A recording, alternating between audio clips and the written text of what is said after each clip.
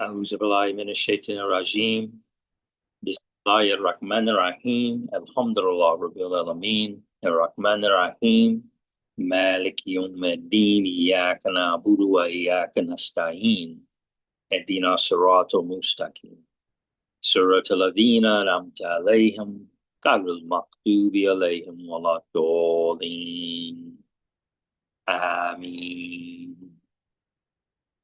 Welcome to Collective Conversations with Khalifas. So far, I'm the only one here in attendance. I'm expecting the rest of the crew to join us shortly.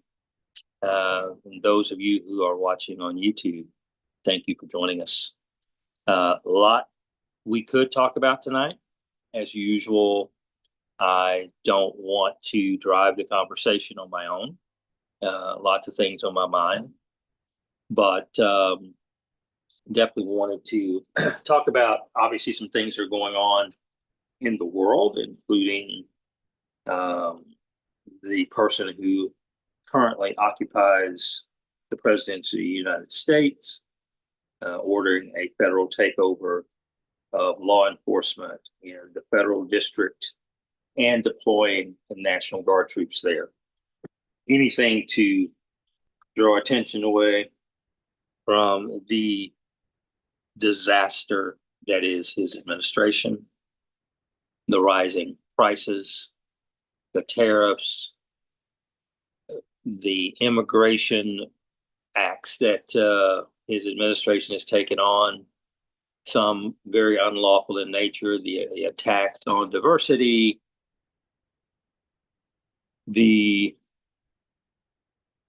just almost lawless approach that his administration has taken to the way that they choose not to respect customary laws and actions that citizens of this country have become familiar with and comfortable with. Habeas corpus, things of that nature, seems to pay him no heed. He's almost like a person who knows he's about to die and wants to inflict as much pain as he possibly can. But again, I personally don't want to be the one driving the conversation. There was also a shooting today in Austin, Texas, at a Target store. Last I heard, 3 people were dead. If you know anything about the state of Texas and what's been going on for the last few days, it's everybody getting ready to go back to school, parents and their children out doing last minute shopping for clothes and shoes and supplies. These stores are full of families. And the fact that our gun laws are so lax, and the fact that we have people who should not be within 100 miles of a gun having ready access to it. We've seen what's happened in the last few days. Austin today, Atlanta, Georgia, I think Friday or Saturday, the Pennsylvania shootings. I want to say the Montana shootings. Obviously, Fort Stewart, that's on everybody's mind, and definitely praying for everybody that was involved in that. I don't think there were any fatalities, but still a very sad situation. And I know that I'm probably missing something that has happened in that vein, and that's not to downplay the explosion of the steel plant in western Pennsylvania today, just south of Pittsburgh. I understand that one person is confirmed dead there. One person they still have not been able to find under the rubble. Several people injured, and thankfully, I don't think any of them are in critical condition or anything of that nature. And then the huge story out of Gaza are 4 journalists. One of them, an award-winning journalist with Al Jazeera, were targeted and killed today by IDF forces, Israeli Defense Forces. No justification some kind of a blurb that they thought that this gentleman was working for Hamas. He's a longtime respected journalist with Al Jazeera, reporting the truth, which the state of Israel cannot stomach anybody reporting the truth. So, I mean, hey, I'm not going to run out of steam, but I'm starting to wind down a little bit. But one of the other things that I wanted to touch on today, and I'm going to read this into the record as best I can, and I'm not going to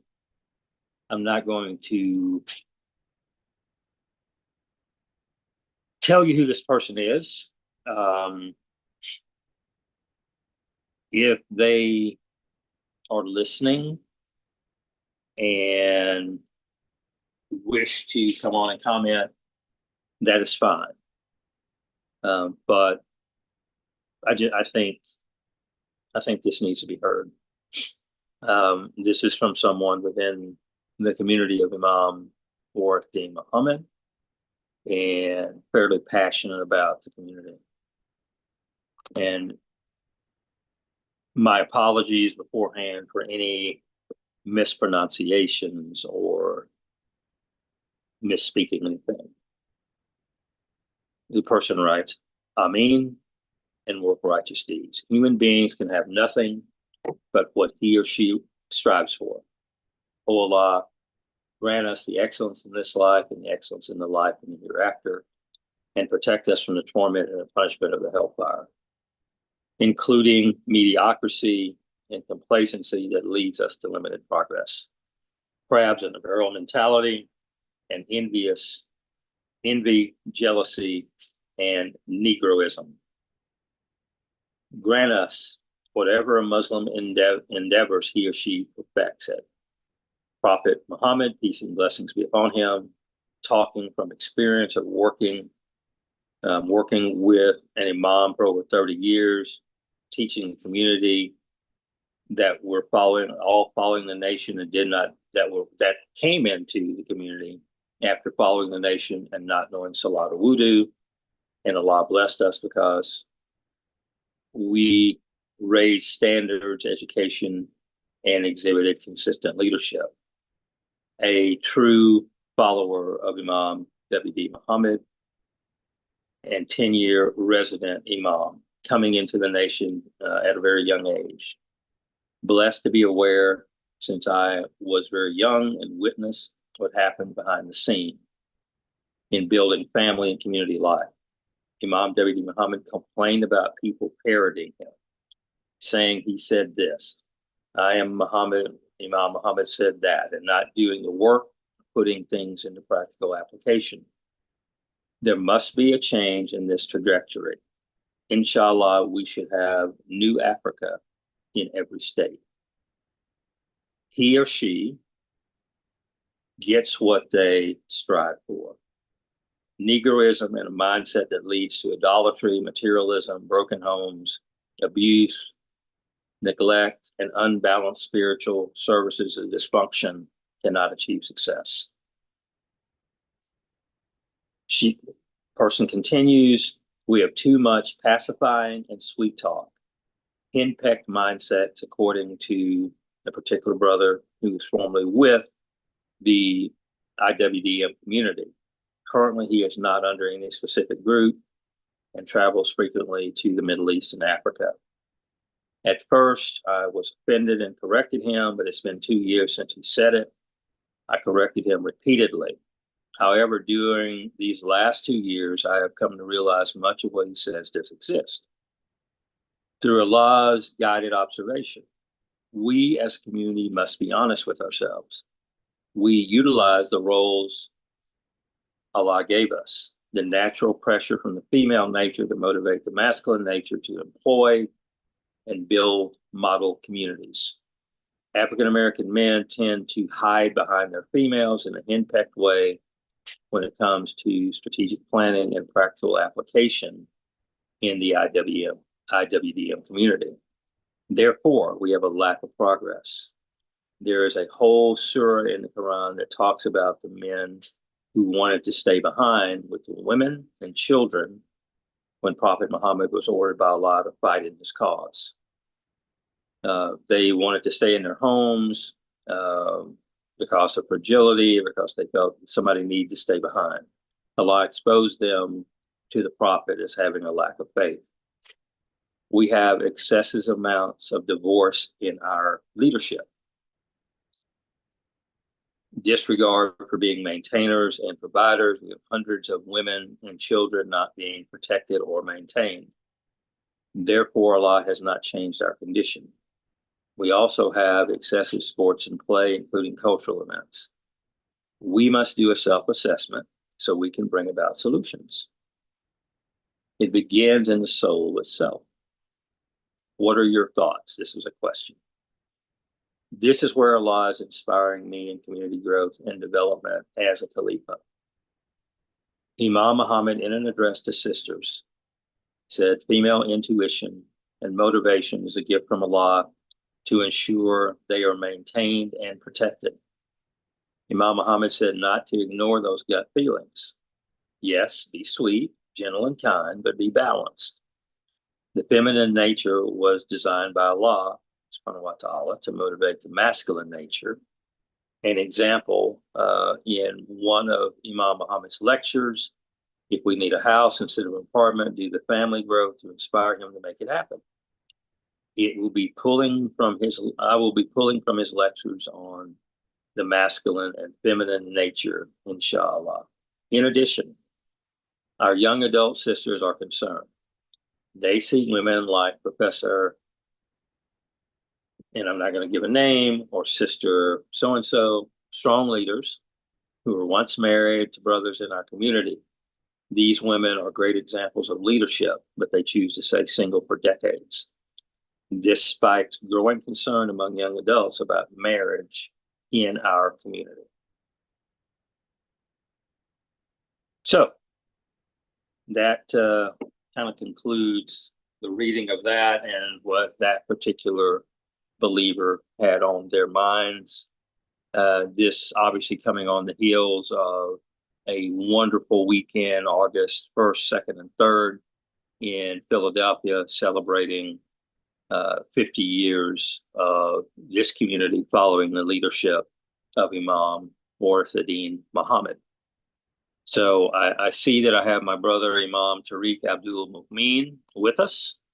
Assalamu alaikum, Imam Mu'min. Wa alaikum assalam, brother Edward. How are you? I'm doing well, man. I'm doing well. I started reading that commentary last night, and then it bled over into this morning. I don't know if you were on that text thread or not. Yes, I was. When you say Okay. it came over into this morning, on what format? Well, the same thing in text. I mean, I think you probably heard the stuff from last night, but there was more that started coming in. I'm in Central Time. So the first one this morning, I got hit at 6 a.m. No, I got the text message, but you said you were sharing it somewhere else this No, morning. I haven't Oh, shared it. That's the first time I pardon me. shared it. That's What I my just fault. read. Okay. Yeah. Okay. Yeah, I got that text. So what were you thinking? Because there's two different pieces here. Number one is when you first started reading it, especially what came down this morning, what were your initial thoughts? And as the day goes on and you have an opportunity to digest it, did your thoughts change? Did they grow deeper? I mean, where are you with what was said now? At this current time, I can't give any feedback because my reading of it, when it came through, was just basically with my eyes and not with Okay. my mind, if you Mm-hmm. understand what I'm saying. And I I had do. intentions of going back, reading it with my mind. So I haven't had the opportunity to do that yet. But I know just reading it with my eyes, there's some serious statements there, Mm-hmm. some concerns there. because I am aware of, and maybe I did read it with my mind now since I'm thinking about it, but I am aware of the persons uh, in our community, not just the ones that was the one or two that was somewhat mentioned, the amount of persons in our community uh, that are not married. Some are even saying that they don't want to marry, and we cannot accept that or should not accept that as our thought process, regardless of what has happened in previous marriages. Because if we accept the teaching or the saying of Prophet Muhammad that whoever chooses to live a life as a single person is not of my tradition. So it is something to really give some thought to. It really is.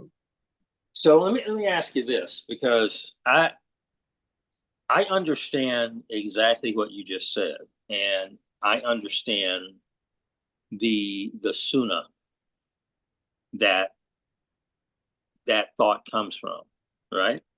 Mm-hmm. So in the current situation that exists, and I'm not going to sit here and make excuses for anybody, including myself.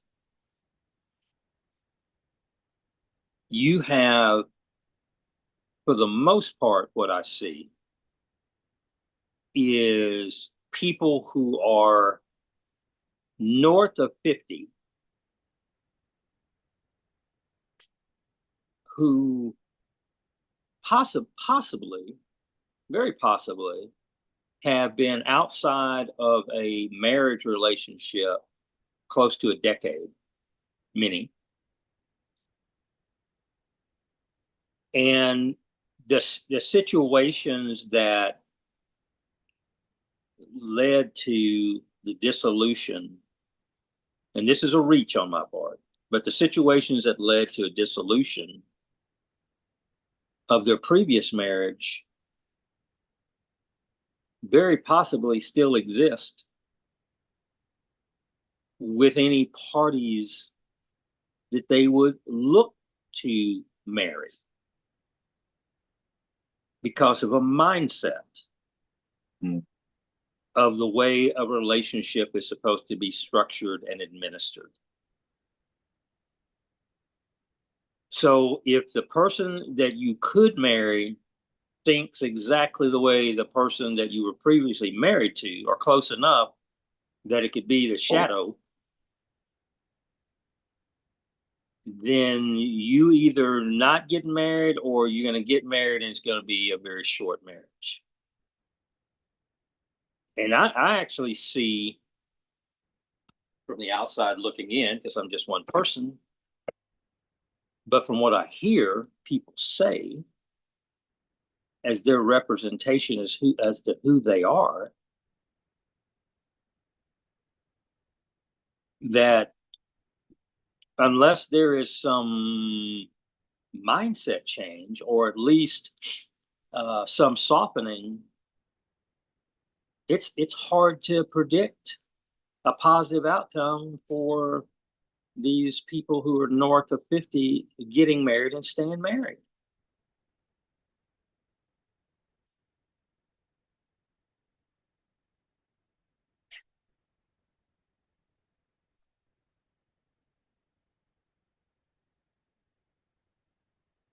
What do you think?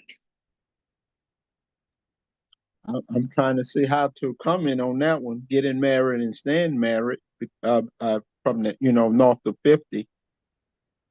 Uh, Brother, that's challenging. I, I witnessed I witnessed a marriage, and the brother I knew really well. I thought I knew him really well, and he was a close associate of Imam Wardi Muhammad. Traveled with him on many occasions. He's one of several I could comment on, but I'm going to leave it to this Mm-hmm. one particular brother who traveled with the Imam, and he married a woman who moved halfway across the country to marry him.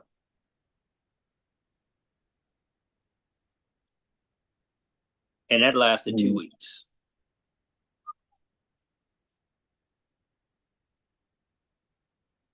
And the only reason I tell you that I know is that I was called in by the imam to be the witness to the signature of the divorce papers. Mm. Now, let me ask you this. The imam that called you in was the imam that married? That married them, yeah. He was also the imam that no, not the officiant, but the imam that got married to the sister. Did he call you in? No. The officiant? The brother who the one was who married officiated. The brother who was married to the sister was not an imam. He's a prominent brother in our community. Okay, I got you now. Yes. Okay. Yeah. And still is highly respected in our community, even though he actually does more work in interfaith these days than he does for our community. But that's also good, people working in interfaith. But anyway, I mean, I'm just saying, I was there and I witnessed what the sister said as the reason for her wanting to divorce him. And it was all her. She 2 weeks was enough for her. And this is a very professional sister, who left a nice professional position in another city to come halfway across the country and marry this brother. So based on what she said, and then based on other anecdotal, because I've never talked directly to either of the two parties, so this is second, third, maybe even fourth hand of some of the reasons that some sisters in particular, because trust me, sisters talk more than brothers do about these things. The picture that they paint would lead you to think that there has been a total miseducation to brothers as to what being married, and I'm not all brothers, but to a certain kind of brother, as to what being married is all about. And it doesn't seem like a lot of brothers are following the example of the prophet. True to that. So, I mean, and I don't know how you can have a model community or New Africa, as this person called for New Africa in every state. I don't know how you can have that unless you have the type of family structure. That's right. That leads to you having a tight community where people are positive, thinking brightly about the future, willing to make sacrifices, all those things. You need a secure environment. Physical security, emotional security, financial security, different levels. I mean, not everybody's rich and people are striving to get better and all that type of thing all the time. So we're not talking about clones, but we are talking about people that have the same kind of mindset about the way a life is to be lived. And that allows for that particular household in that community to be a strong, resilient household. And then your neighbors can also trust your direction. And that leads to more overall openness in a community sharing of resources, sharing of ideas. The old days, like when you and I were children, you could go into anybody's house and they're going to give you some cookies and some Kool-Aid and watch you and treat you like you were their child until your parents got home from whatever thing was going on or whatever. You felt safe in those environments. So I mean, those are model communities to me, something similar to that. Assalamu alaikum, Brother Ishmael. Thank you for joining us. I'm going to assume this is Sister Martha at American Muslim 360. If I'm wrong, I'm wrong. Please correct me. Assalamu alaikum, Ishmael. American Muslim 360, let us know who you are there so we can greet you appropriately. Can you hear me? We can barely hear you, and I'm going to say that is Sister Manira. Habil, how are you? Alhamdulillah, doing well. I'll change the name on the icon. Okay, now that, I mean, we know who you are now, so all is good. All is good. So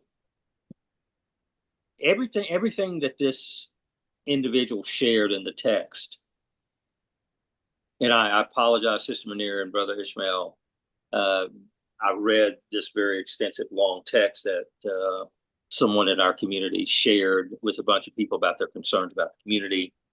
And just one portion of it that we were talking about is and Sister Manir, you are all over this, is the large number of people who are north of 50 in our community who are single. And some of them being very prominent members of our community, as this person who wrote the text pointed out. And the fact that, in their words, it's very difficult to create these model communities and new Africa settlements that we want when you don't have these strong relationships, marriages, which are strengthening to a community in their own right, if it was just their existence, but also as a model for younger people. And it was one of the things that this person wrote is about young women in our community looking around and not seeing strong marriages in large numbers. There's nothing for them to model and to look at and say, oh yes, I want to be exactly like that when I'm with my husband. And I'm sure young men probably in their own way, though we as men mature later than our sisters.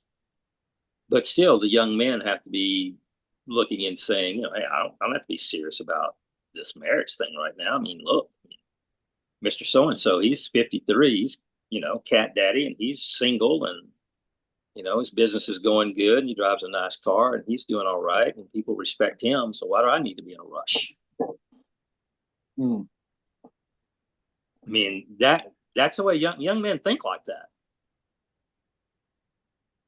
If you don't believe me, go talk to some. Because I talk to them every day. And they're in no hurry.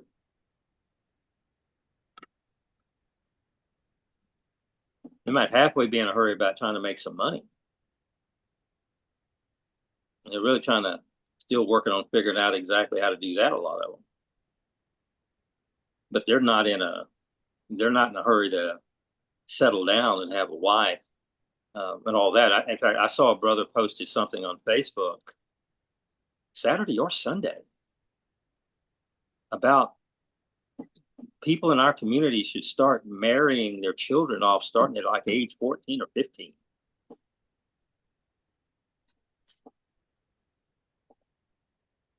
Oh, that's extreme. Yeah. I mean, it's a problem, but the flip side to that is that they already have sex, then shouldn't they be married? When? What do you mean? Or if they're interested in it at 14 and 15. If they're interested in it. The 14 and 15-year-olds that I know, I would barely just barely let them start up a riding lawnmower to do a big yard. Most of them are clueless. And they have at that point, they have no direction. I mean, their direction might be if they're a good athlete and they look up to their coaches or to some older kids on the team or something and think they have a shot at a scholarship or, getting some NIL money or going pro or something, kind of halfway be focused on that. And because of that, they'll pay attention in school just so they can stay eligible. But marriage, girls are something to mess with. They're not marriage. No, they're not thinking about that. I remember when I was that age, and I remember one of my friends, she was ready to start, and she talked to her mom about it, that she was ready to start having sex. She was like 15. So if they're talking about that, shouldn't they be talking about marriage if you're talking about ready to have sex? Should that not be? Ishmael, you're not that young. Every 14-year-old, 15-year-old, used to be 13, but it's actually started much later now with boys. So 14 and 15-year-old boy, he's thinking about sex 98% of the time. And if it's not the girl who just biked down the street, it's his friend's mom who drove him home in the car from school. He's trying to lean in and get a good look. That's real life. Yes. And every kid, every child all the boys that grew up with me, man, when we were in junior high school, it was like a bee swarm if there was a pretty girl around. We were all over that, trying to talk to her, trying to get her attention. Between classes, during class, during lunch break. This stuff, it hasn't changed. They do it differently now.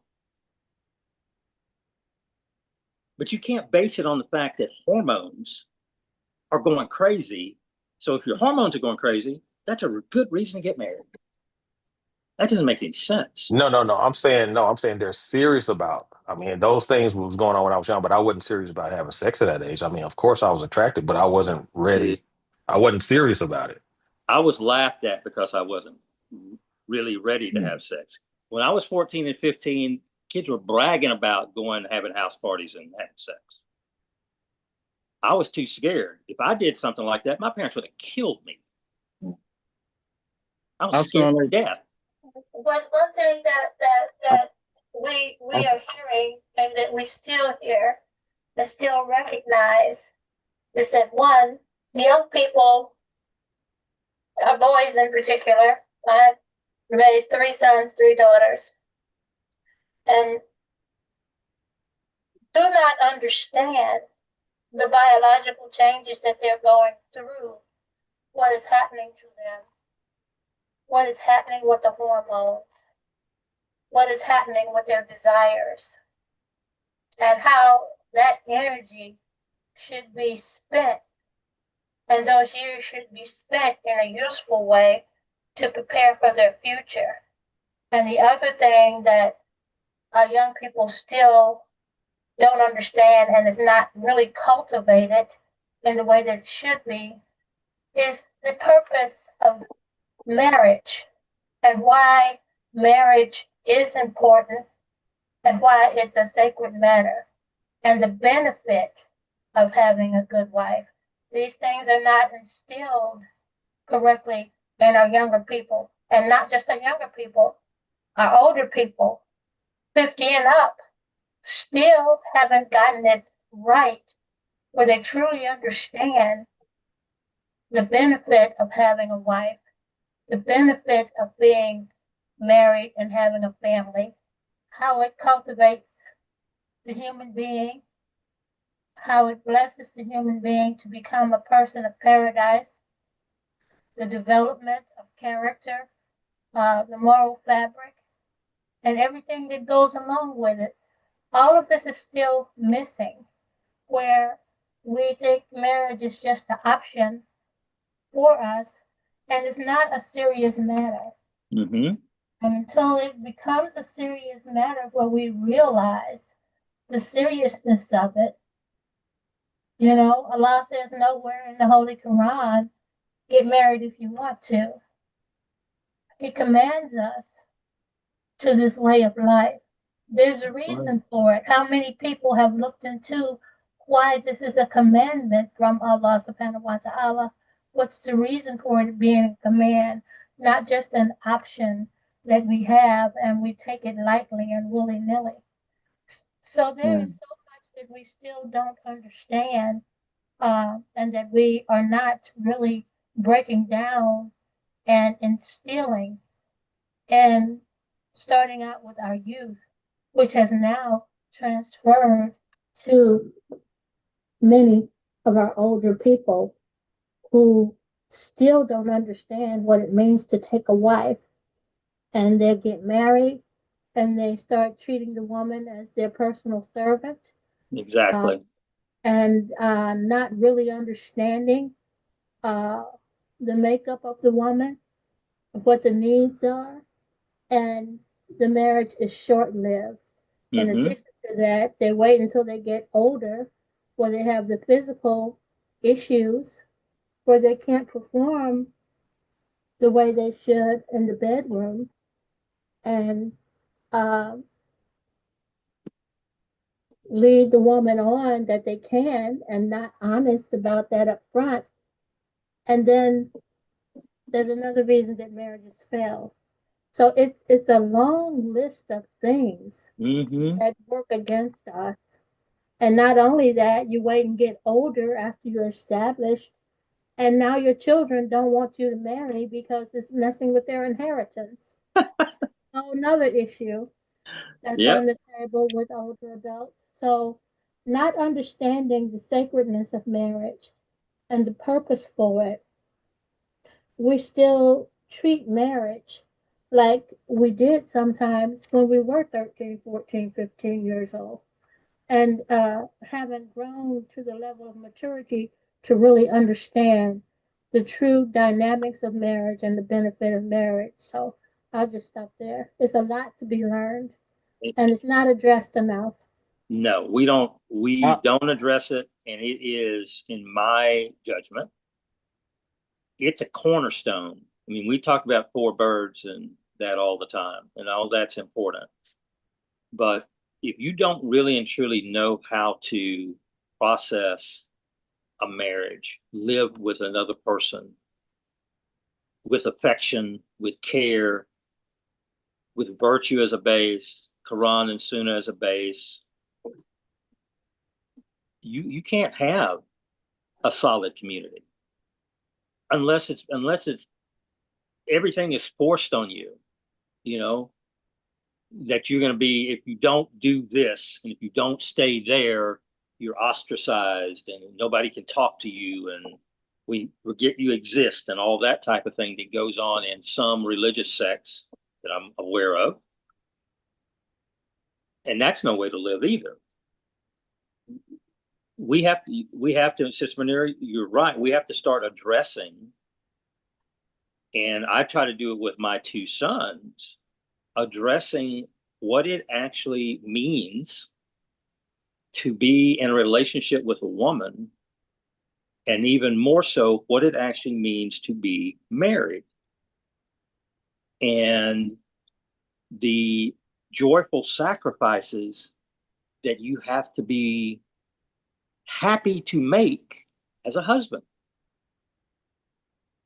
And I mean, I'm really lucky that I have two kind of open-minded children to that extent. I mean, both of them have expressed the fact that they'd be stay-at-home dads. I would think that was weird, but they would be stay-at-home dads if the situation merited it. They can cook. They know how to clean a house properly. Both of them are becoming better decorators. We talk all the time about how to properly take care of children, the role of a father, the little things that, I don't know about the rest of you guys, but when I grew up, the last person to eat was my dad. And when I was married and had children in the home, the last person to eat was me. Everybody in the house gets taken care of first. My wife's needs come before my needs. My children's needs come before my needs. Brother And Edward, those are just you're not finished? those are little things to me. Go ahead, bro. No, I thought when you paused, I thought you was finished, but if Oh, not, I'll wait. I am finished now. I just had that one little piece left. I want to take us somewhat back to the mentioning of the youth. And then what I'm about to read is from the second half of Imam Warren D. Muhammad's khutbah. I don't have the year in front of me at this particular time, but I did use this back about a month or two ago in my series on marriage, the moral foundation of the Muslim community. This is from part 4 of my lecture series on that. So again, my second half of my khutbah, I used these statements from Imam Warren D. Muhammad in his second half of his khutbah addressing the issue of marriage and youth. And I'll start here. In concluding today's khutbah, I want to bring a concern to your attention about our youngsters and teenagers, especially our girls who enter into puberty and feel the desire for sex, which is natural. It's nature. They're living in an environment that is always questioning and undermining what is decent for people in religion want for their young girls. I made a typo there, so that's the reason I paused. Oh, hold on, I hit the wrong. Hope I didn't lose it. Okay, here we go. Tariq, leave your finger there. So we are aware of this. This is not to make you aware of it, only to tell you something and invite you to think about a long time ago when I was your imam on 73rd and Stony Island Avenue. We have our lives as Muslims, and what is expected of the American public is not what is expected of Muslims. In the American public, it is expected that girls hopefully are going to attend high school. And if she can't qualify, the parents will want her to finish college and then think about marriage. The problem, and this is how it is being addressed.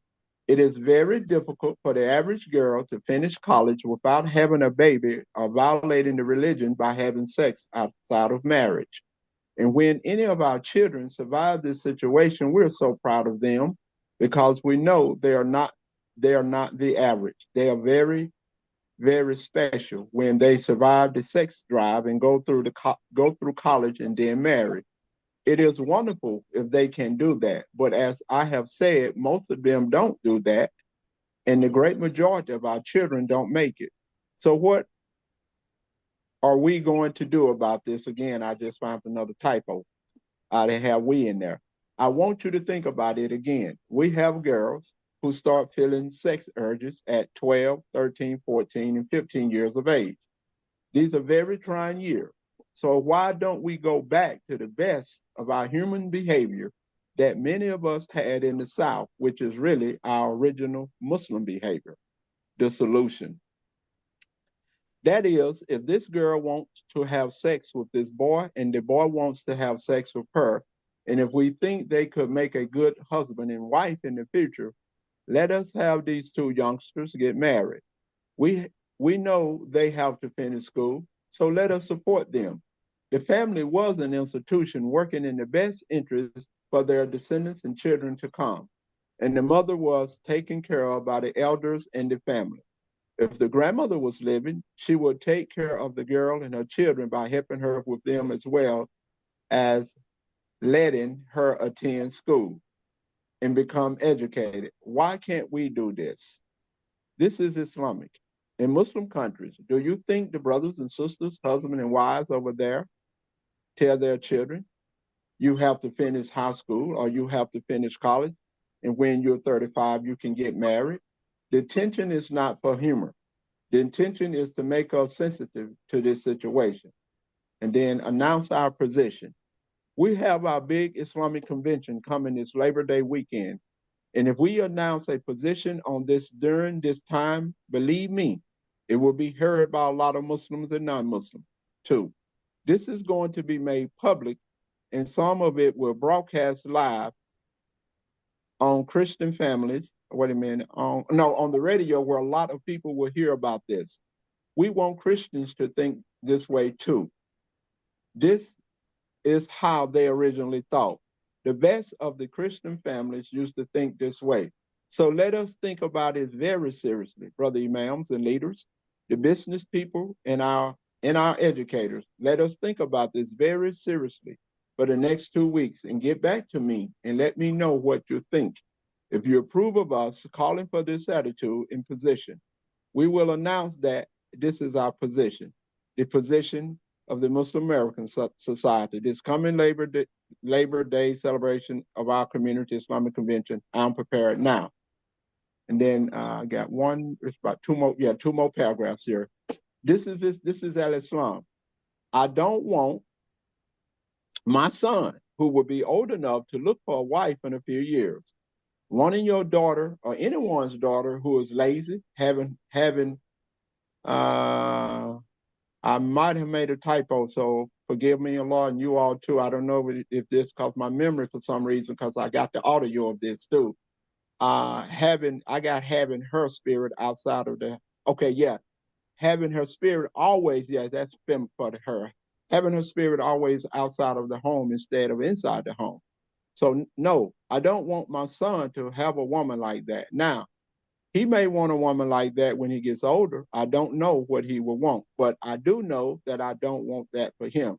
And if he himself is like that, then I don't want him for a good girl. I would tell you, brother, this you are making a mistake. This son is not fit for your daughter. We are supposed to help each other as brothers and sisters, and we're supposed to tell each other that. Brother, you're making a mistake. This daughter of yours should not be married to this son of mine. And if all he wants to do is hang around the house and look at television until it gets dark. Then he wants to go out there and stay until it gets light again. He's not looking for any job. We should help each other, and I'm prepared to do that. This is Al-Islam. I'm not instituting something that is not Islamic. This is Al-Islam. Allah says the virtues for the virtues. Isn't this the Quran? Mates of like nature. So help me with this community. We want to save our children, and we want to save ourselves, because when they go to hell, go to the hellfire in this life, they take us with them. So we pray to Allah to save us. And Allah says, "O you who have faith, save ourselves and our families from the fires of hell." Assalamu alaikum. And again, that was from the second part of Imam Weinstein Muhammad Kuba, and I used it for my second part of Kuba I did several months ago on marriage, the moral foundation of the Muslim community. Thank you for allowing me to share this. No, that was good, and it's a challenge. I mean, he basically issued a challenge to the community, and it is challenging. If you meet it head on, it's very challenging, because there's a lot of stuff he didn't talk about that would have to be talked about. Yeah, from my understanding, the community, they pushed back against it. They didn't want it. So I don't think he pushed it forward. If I'm not mistaken, they were like, nah, I think they was like a lot of like this, it was too much. Like a lot of people feel today that it's too much to, I don't agree with that. I think, like I said, I think it should at least be on your mind. If you're thinking about sex, you should be thinking about marriage and everything that comes with it, as far as I'm concerned. But A lot of the parents didn't want that, so he didn't push it forward. Mm-hmm. See, I think when Preparation. puberty hits, Yeah. it's incumbent upon parents to seriously start talking to their children about adult life and everything that comes with adult life. And I don't mean beat around the bush. I mean serious conversations about everything that goes on between a man and a woman. I don't think anything should be hidden. And yeah, the mom should talk to the daughter and the dad should talk to the sons. I'm okay with that. But I don't think that we're doing that today. I just don't think it's getting done. The other thing is that young women, they're smart enough to know that if they were to enter into one of those relationships when they're young, that the world is going to come down heavily on them to be the first ones to give up their dreams of going to medical school, going to law school, becoming a CPA, getting their master's in teaching, getting their master's in nursing, all of these things to sacrifice for the community, and thus being bossed around by a man who can't match their intellect. Because if you see what's happened with our young women, man, they're so far ahead. You just have to hear the clicking of their heels to know where they are up ahead, because they see a future and they're willing to work hard and make sacrifices for it. And I've heard young men say, "Hey, man, you need to tell that girl to get out of law school. How you gonna be with a woman that makes more money than you?" These are two young Muslim brothers talking. One telling the other one, the woman he's getting ready to marry, first thing you need to do is get her to drop out of law school. We can't have that either. Yeah, and this comes down to preparation. I think one of the reasons that the community did not respond in a timely and more positive manner when Imam Muhammad, may Allah be pleased with him, made those statements, which are very good common sense statements that will work to serve a system to save our young people if they are prepared for it properly. So the fact that we were not preparing our young people for it far enough in advance, where the marriage being a sacred matter and a sacred trust, and the importance of marriage, all that groundwork was not laid far enough in advance for it to be effective, then there was pushback, because people don't want their children to get married just for sex. There have been situations where young people did marry early, and they are still married, and they have had a good life and a good marriage, but they were prepared for that process early in life. You know, the fact that our young people don't know, and our boys in particular, that when you lay with a woman and you connect with a woman physically and you have sex with a woman, that is your wife. You have made a spiritual connection, a spiritual bond with this woman. And you now have responsibility to follow through with that. Understanding those processes, even on a physiological level, uh, that are like passed over, and the relevance of it and the importance of the act is not even driven home to, and I'm talking about in the general society, it's not even driven home to our young people, and their moral fiber as a man, as a young man, and how it's going to affect him in every area of life, from continuing his education to being in business, to having relationships. All of these things, all this foundation has not been laid. And the foundation of even us being relational beings, that we are all born into communities, we're born into relationships, and the importance of connections and relationships and maintaining them and honoring them. Even the importance of that. How far is that even driven home to people in our society where so much is running rapid? Pornography, uh, one night stands, booty calls, everything's been reduced to such base animalistic levels that the high regard that we have as human beings for each other is being overshadowed. And it's like, oh, I just want to have fun. I'm not thinking about getting married now, you know?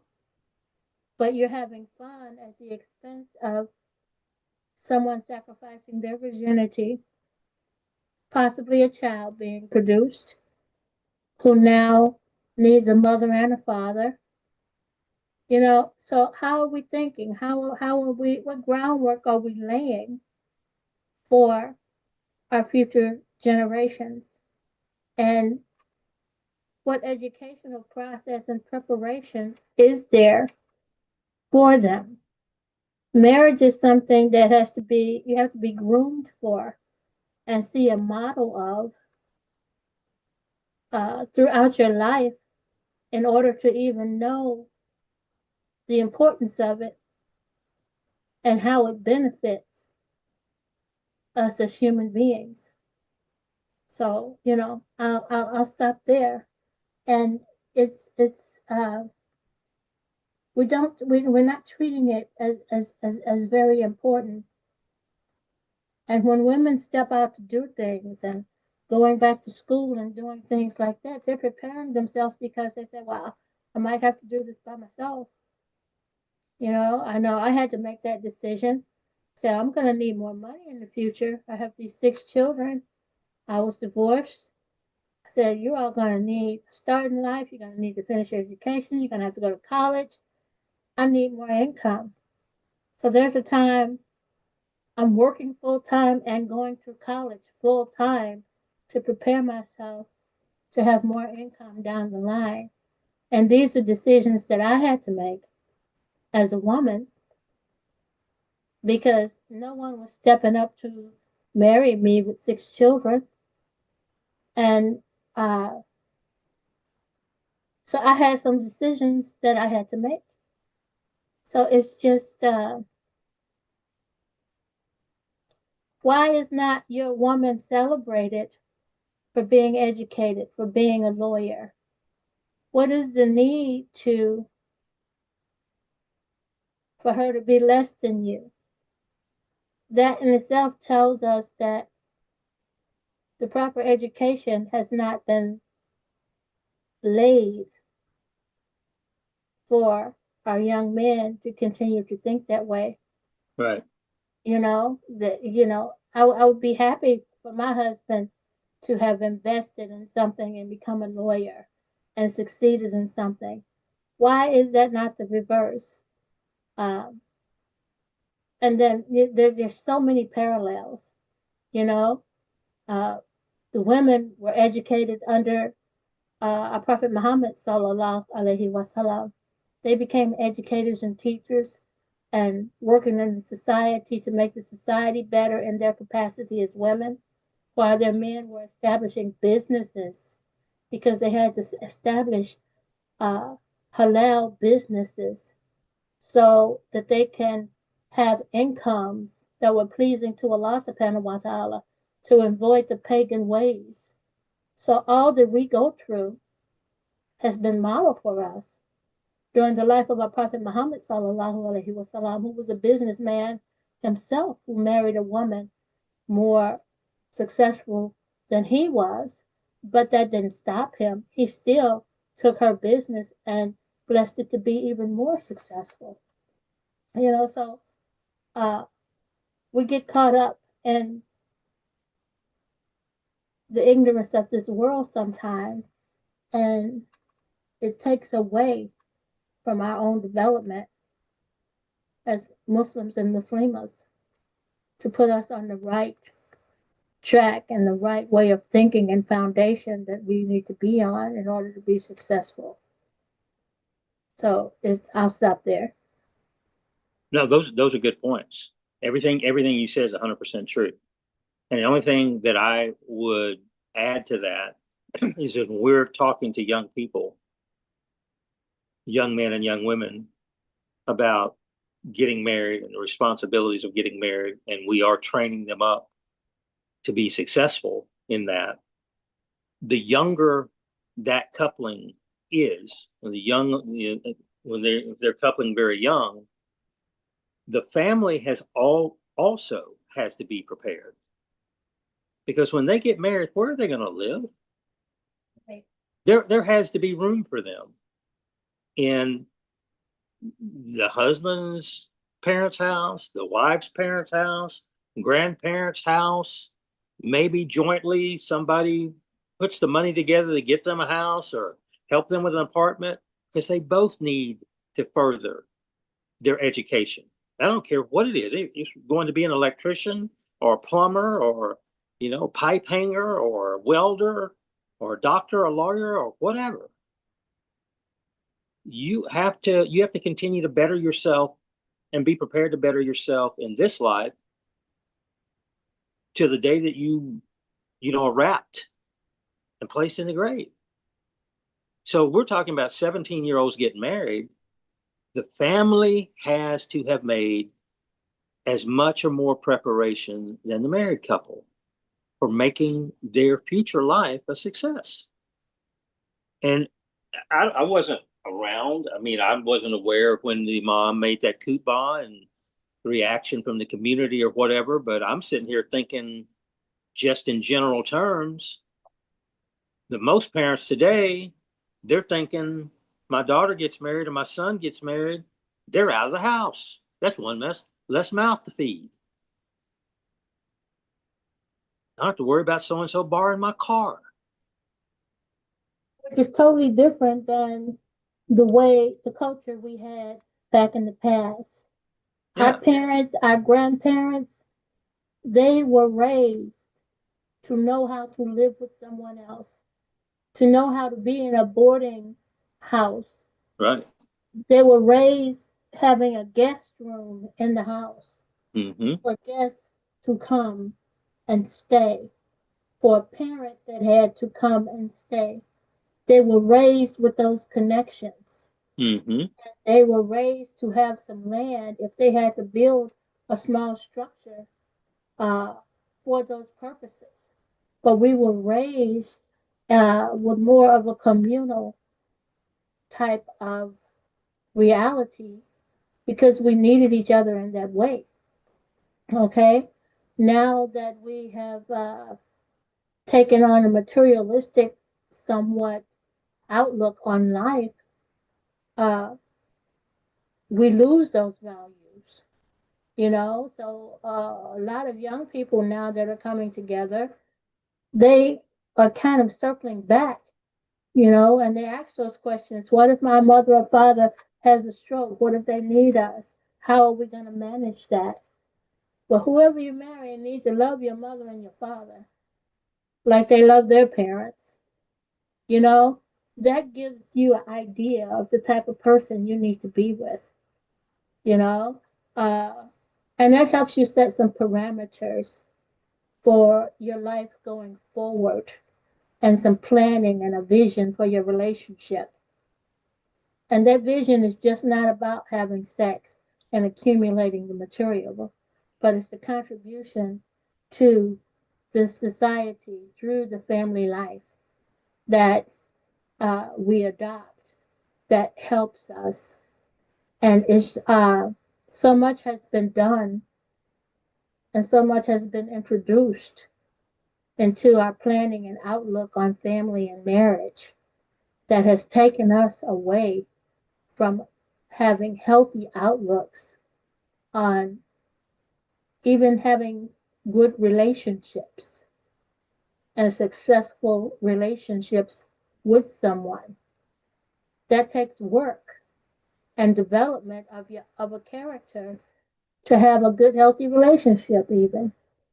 And how many of us really strive for that and really want that for ourselves and want to do that type of work in life and know the benefit of it? So it's going to go back to us revisiting things that we have lost and reshaping our outlooks on our relationships, on our families, on the importance of it, on legacy, of the future, of being a part of a community, making that positive contribution, setting those good examples.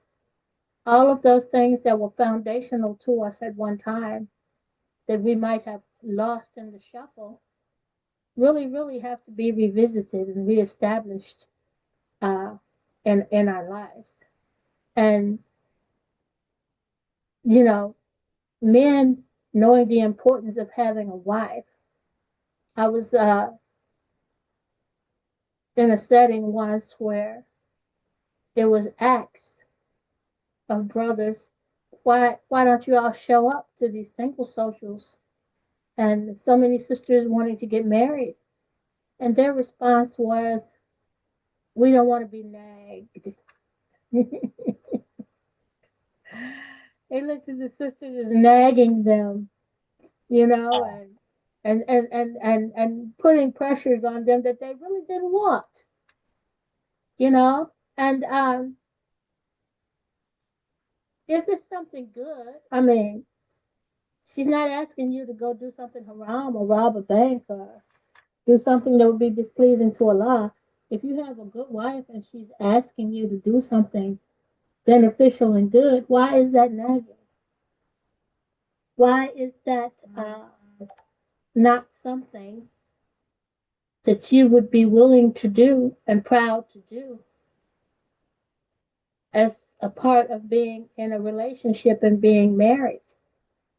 You know, our mindset has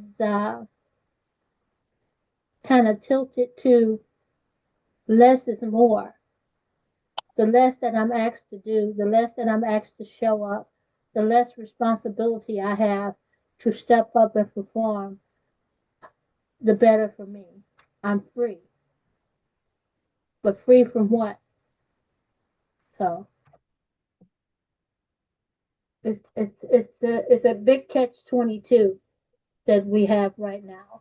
How can we have that community life without that level of responsibility? I'm gonna say this one last thing and I'm gonna stop. I heard this interview, I listened to this interview of Ruby Dee and Ossie Davis, and they were talking about how they had to change their lives once they both started to get busy with their careers and they had small children and things of that nature. And she was saying about her concerns about, you know, being away from home filming and everything like that. And he came up with the solution. Well, if you have to go to here to film, we're all going. You know, we're taking the family with us. You know, we're going to stay together as a family and we're going to operate that way. And she brought up a different insight that she had. And his response to her was, I didn't know you thought that way. If I had known you thought that way, I would have been happy to do XYZ. And her response was, well, it all worked out. That's why I never said anything to it because you took care of it without me saying anything. So these type of dynamics in a relationship, but he said it right there on camera. If I had known you thought that way, I would have been happy. Yeah, that was a beautiful interview. I witnessed, I heard that. You heard that? Yeah. Yes, And that was very, very inspiring. yeah. So that kind of optimism and that willingness to work together, to have someone in your life to willing to work to better your life and you willing to work to better theirs, those dynamics in a marriage, we're covering for each other. We to help each other, to encourage each other. Who doesn't want that? If you don't want that, what do you want? So you can see why the progress is not being made that needs to be made without that willingness. If you're not willing to do that for the person you're with every day, day in, day out, the mother of your children, the father of your children, who are you willing to do that for? Great. And like you say, Brother Willis, I think part of the pushback when the man was pushing for was that the parents weren't prepared to support the children that, were interested. So I think it was twofold. You know, Mm. they weren't raised that way, nor were the most of the parents prepared to be a support system for the ones that chose to get married and go about their education while being married and maybe even having children while still being educated. I don't think a lot of us parents. Well, I was probably young back then when he said that. I was probably one of the ones that was Yeah. one of the young people. But go ahead. Well, to a point, and since you brought that up, it end up to be, and I'm just making a blank statement now, not just to the Muslim. I'm saying it as the African American community. When we look, we have that situation where that girl is still in boy too now, they're still in high school and they bring about a child.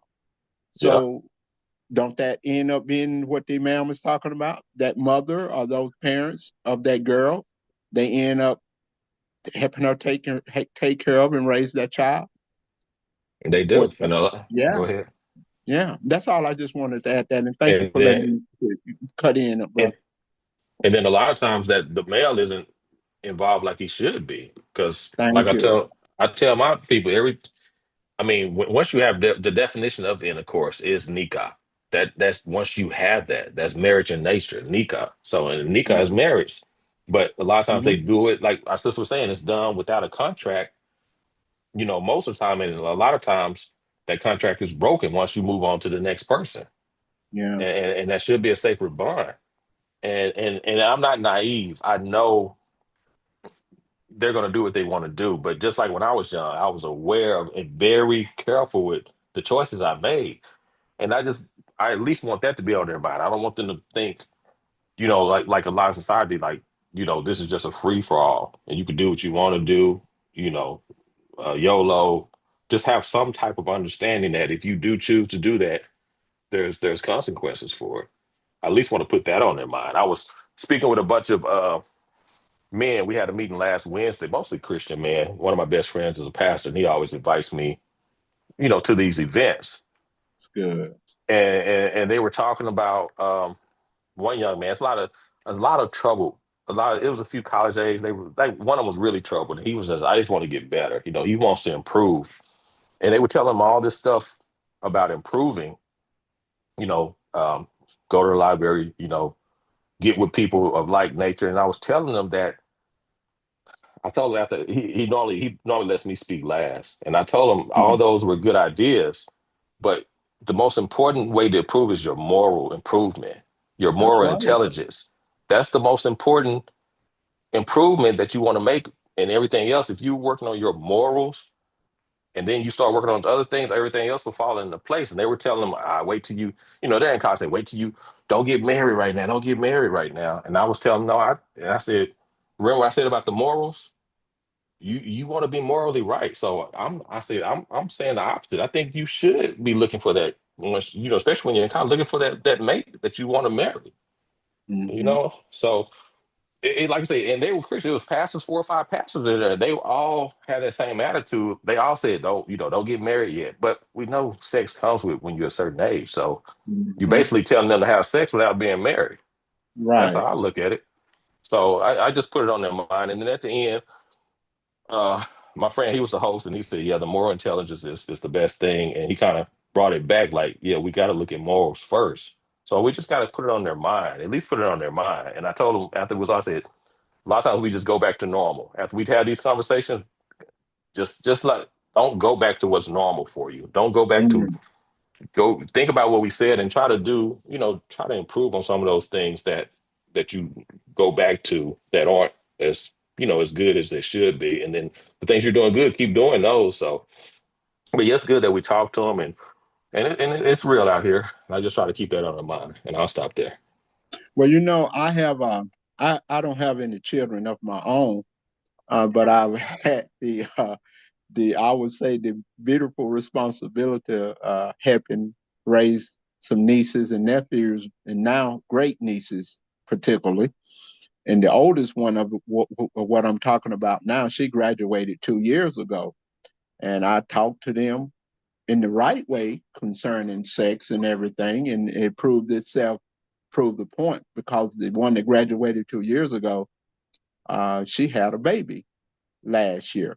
And I was talking to her recently. I said, Alexa, I say, now I've seen the father at you all's little, what they have, the celebration of when the child is born. I forget what you call that.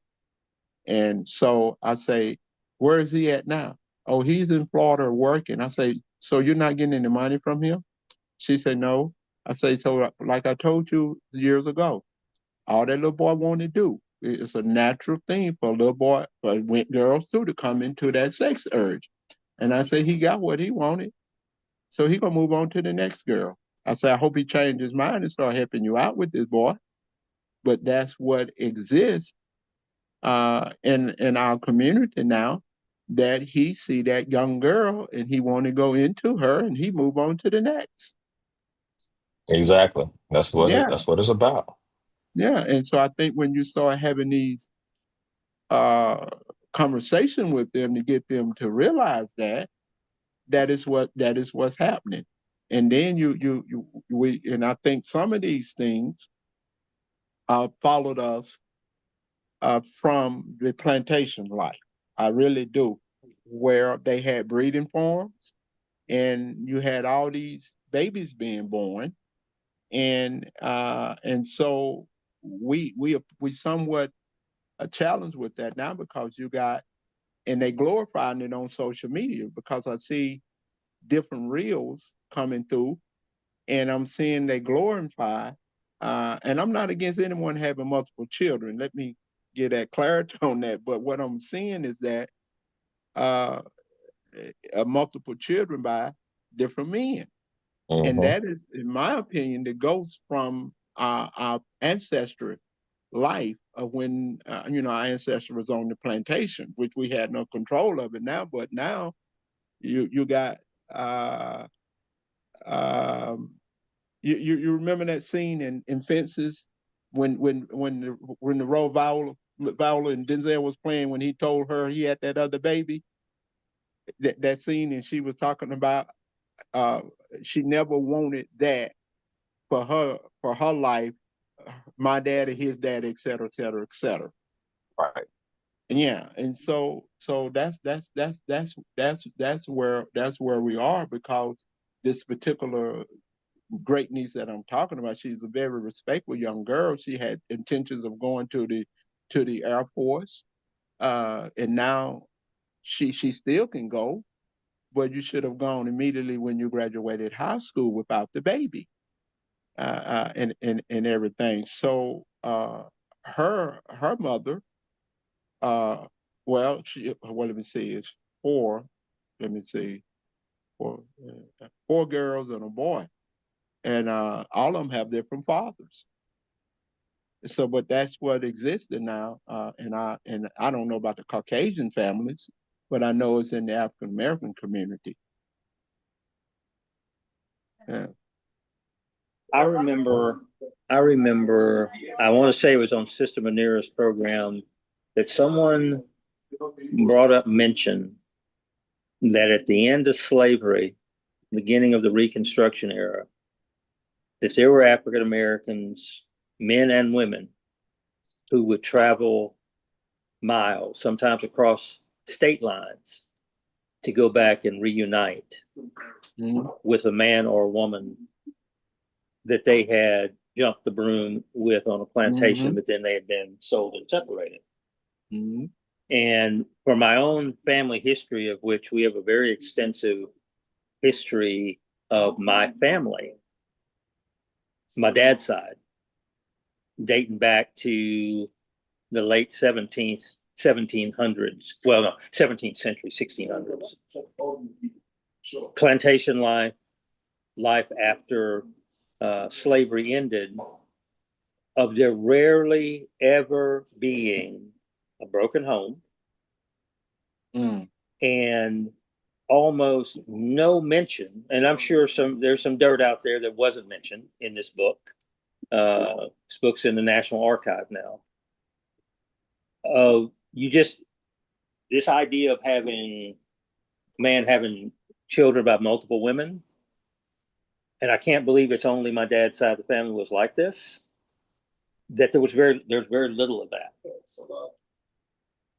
and there's a lot of discourse on when the change happened.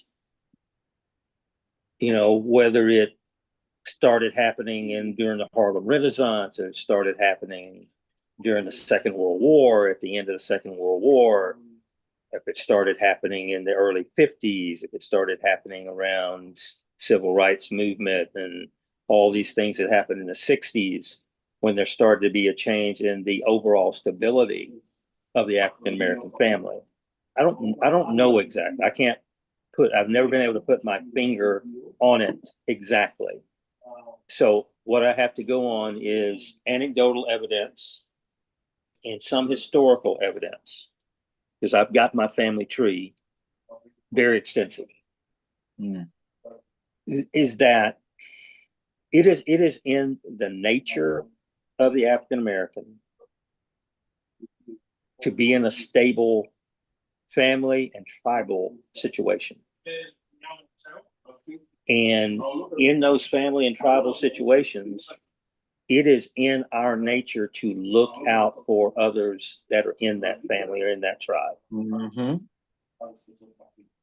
You know, I heard maybe it was you, maybe it was, I think it may have been Sister Manera who was talking about you trying to go to school, having children, responsibilities of family and stuff like that. So one of my older sisters, she's a retired school teacher.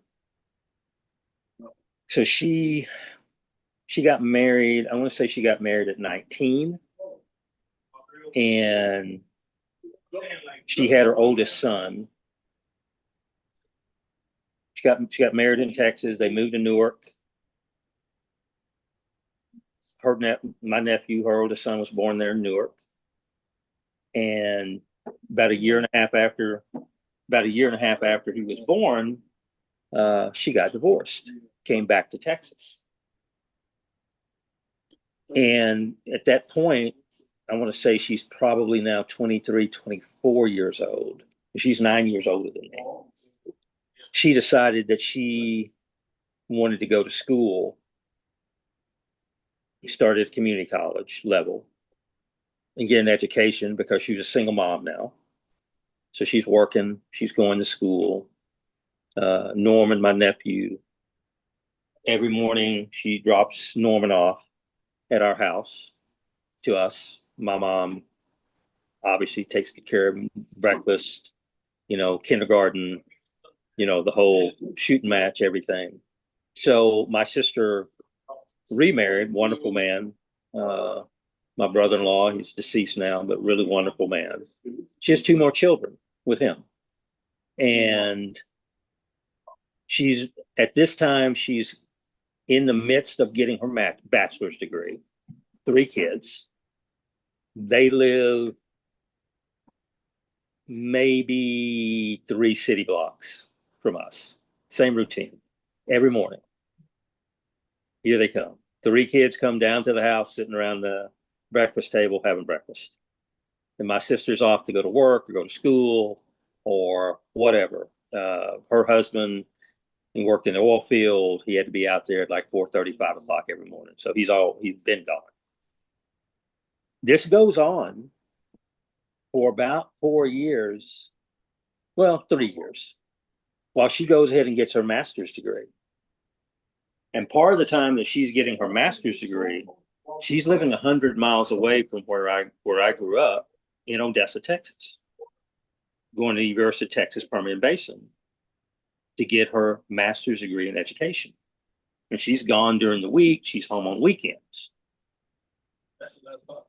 Now, I didn't grow up in a big house. And my mom and dad had 4 kids of their own. My sister and an older sister were my mother's children from her first marriage. My mother was widowed when she met my dad. But we made that work.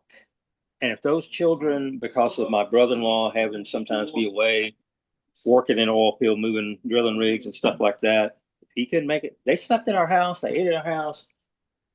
The mentality of people, and I'm talking 60s into the 70s, the mentality of people, not just my family, every family that I knew, was that the family is going to do everything possible to bring about the success of the next generation and the generation after that. And everything that you needed to know about how to manage, you were going to learn hands-on in a happy way. People were happy to show you, happy to help you learn, happy to give you advice about this, that, and the other. Boy, you don't treat that girl like that. Boy, when so-and-so speaks to you, you say, yes, sir, yes, ma'am, so on and so forth. And not in a gruff way, but in a teaching way, because everybody cared that you were going to be individually successful and the entire community is going to be successful, because whatever happened, whether the light shined on you or the ashes fell on you, it was a reflection on all of them. That's community to me. This society, they push the nuclear family as mother, father, 2.5 children. That's what they push as the nuclear family, and so many people buy into that. And in my opinion, it should be much bigger than that. The traditional family should include, parents, aunts, uncles, whatever your need, people that are able to help you move forward. And I think if we had that more of an attitude, especially us as African Americans, I think we'd be more comfortable and more prepared to live with people that are not just husband, wife, and children, and we could do a lot more and achieve a lot more. And I'll stop We there. Yeah, we have to do it. So, there's a very good chance that for a certain percentage of our population in the next 9 to 18 months, that a lot of us are going to be in that situation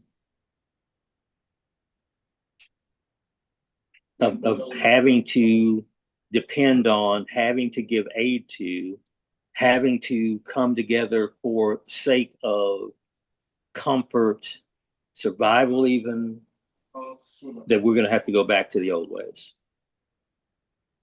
And looking at extended family as being nuclear family. And in a way, I'm the last person in the world to ever feel that there should be stress or discomfort or tragedy or anything like that turns people to doing right. I hate that as a reason. I'm down on my luck, so I'm going to go pray to God. And you should have been praying to God when you had $1 million in your pocket. That's right. So I'm the last person to want that, but I got a feeling it's coming. And I hope people are intelligent enough to realize that amidst the turmoil that they're being given a gift of reunification with their true nature and with the nature that Almighty God wants us all to have. So, but man, the other thing, there were a couple of things when we were talking about marriages and stuff like that. So one thing that gets me is distance. And I know some people try this. I don't know how many people make it work, but long distance marriages, I have zero interest in a long distance marriage.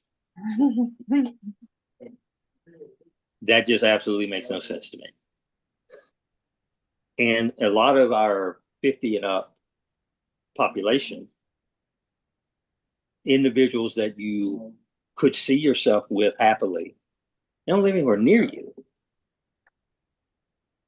So the compromise on that, man, that's a tough one sometimes. Yes, sir. You're potentially moving away from family, friends, places that you're comfortable, I mean, professionally, excuse me, everything. So that's one thing.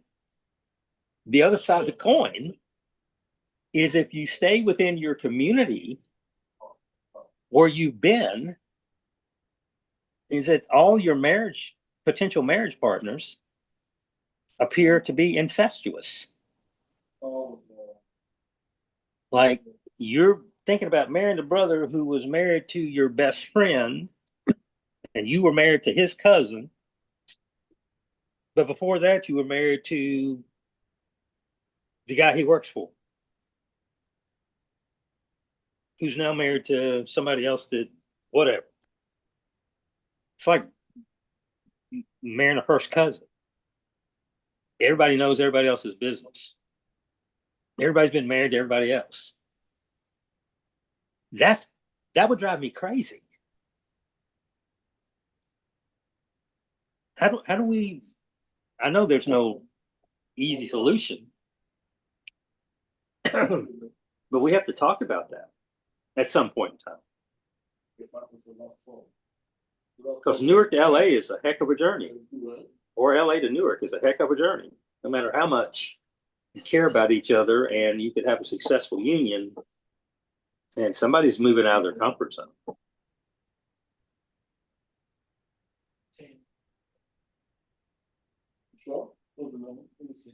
So, Sister Manera, how did you manage?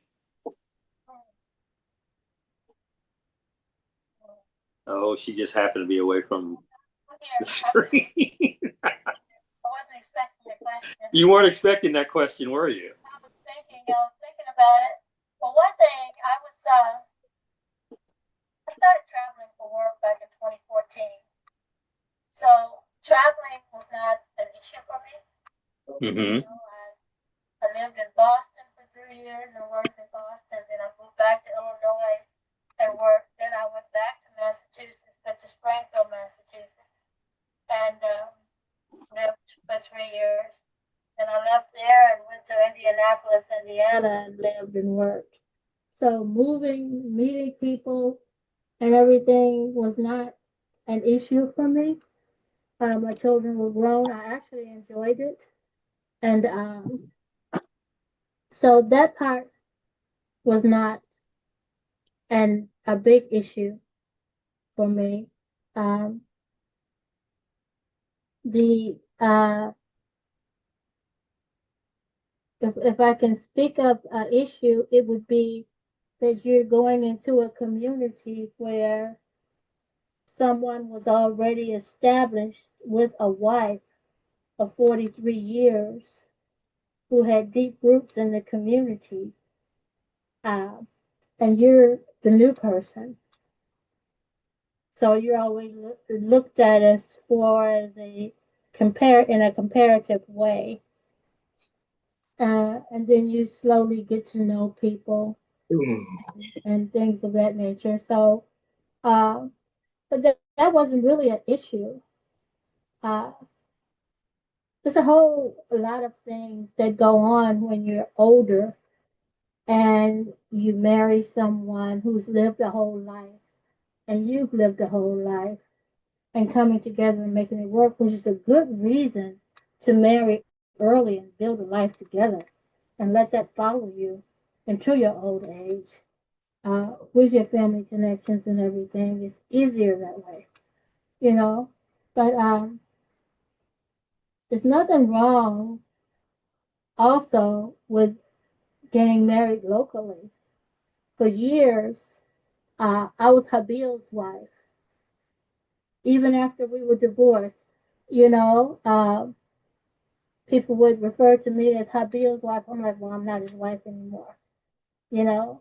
And but I was always known as that, so it was impossible to meet someone like you said, you know. So the way we treat each other in those scenarios, all that really has to be addressed and changed. And you're thinking about community and being in community. It's really nothing wrong with it to remarry in your community where your life is established. But every couple has to navigate that for themselves.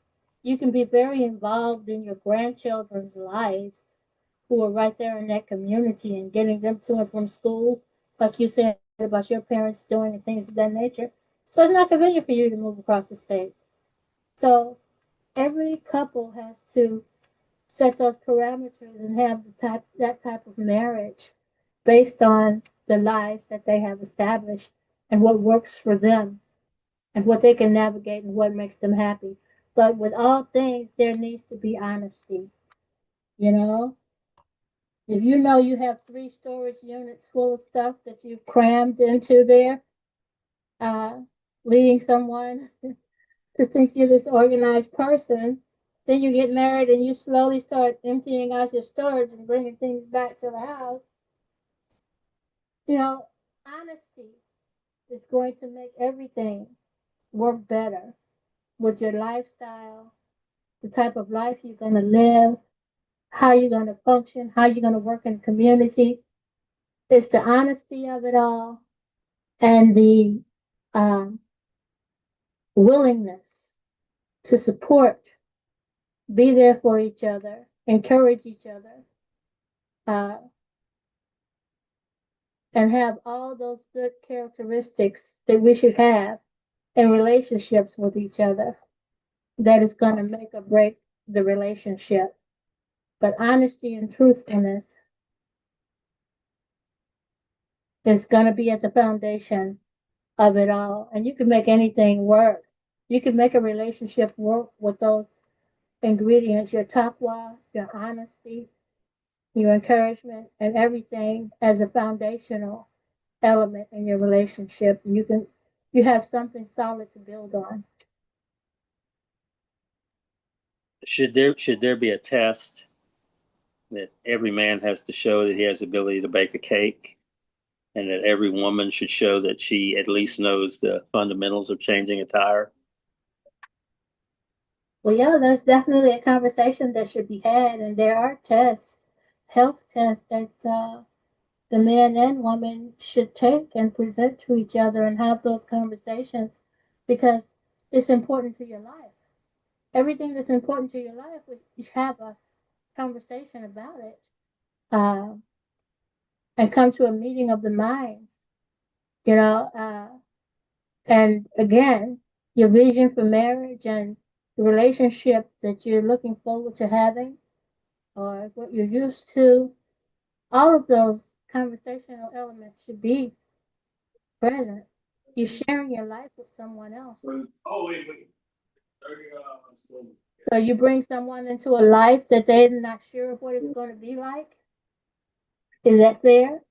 That's No. that's unfair. Yeah, that is unfair. So the clarity, truthfulness, honesty, again, at the foundation, and knowing the type of life you're asking someone to share.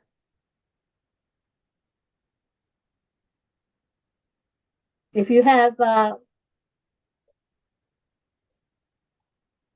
there just been all kind of stories out about things that were problematic about people coming together later in life that weren't discussed and weren't agreed upon.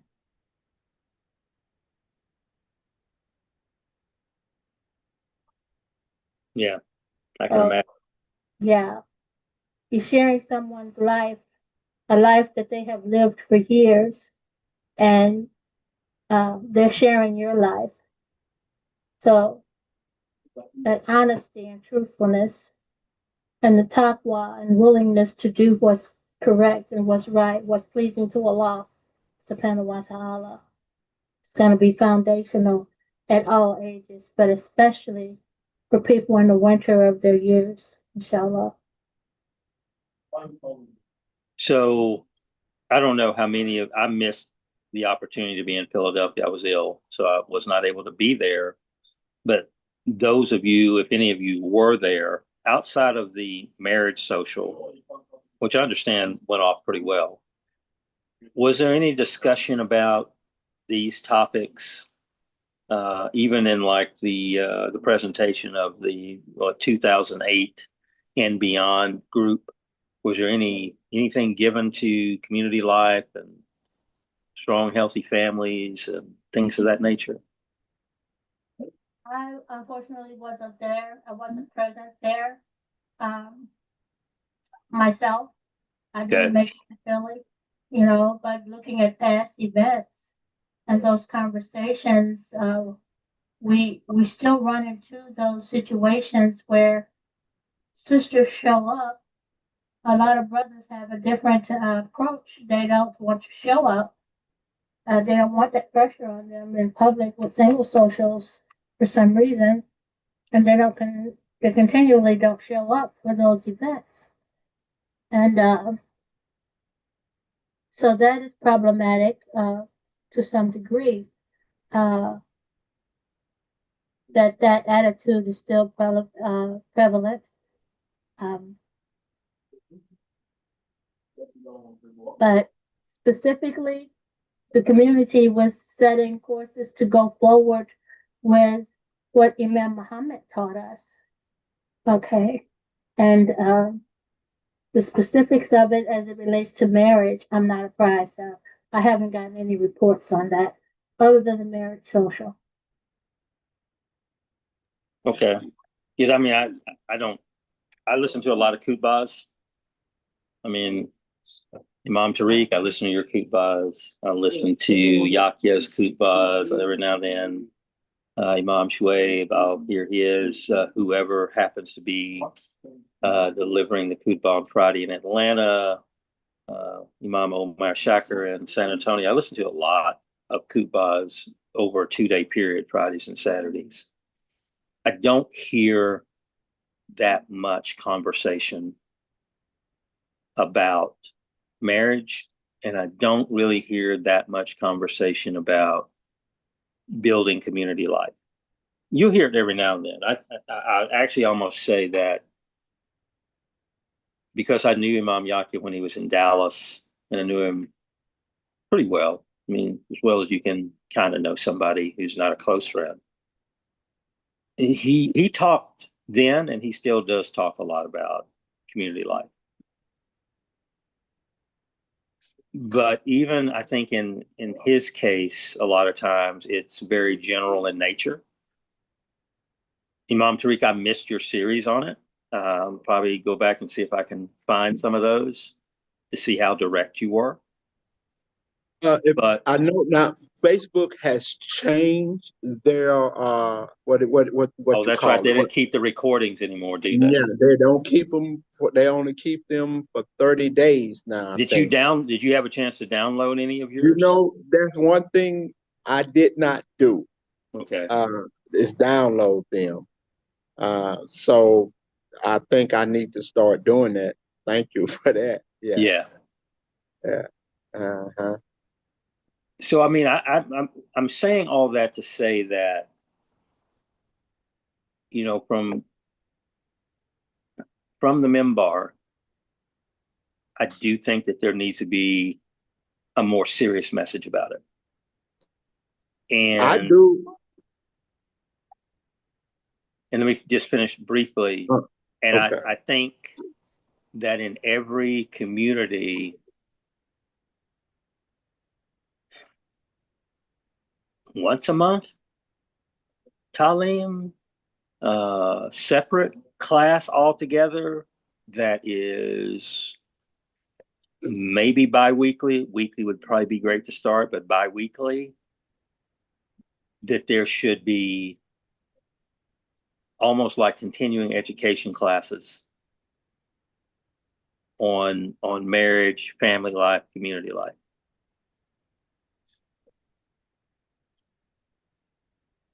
If the situation is as serious as some people that I respect are leading me to believe, then I think we have to get very serious about dealing with it. Mm. And I mean, no holes barred. Obviously, no bad language or no aggressive action toward people, but I think that it's time to take the gloves off.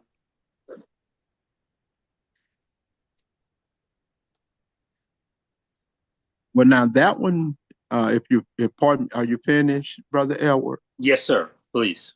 That's not the first one. I did one a few years back. It was in 8 parts. This one, I think, was 4. The one I did, like I said, about 2 months ago. It was 4 parts. And,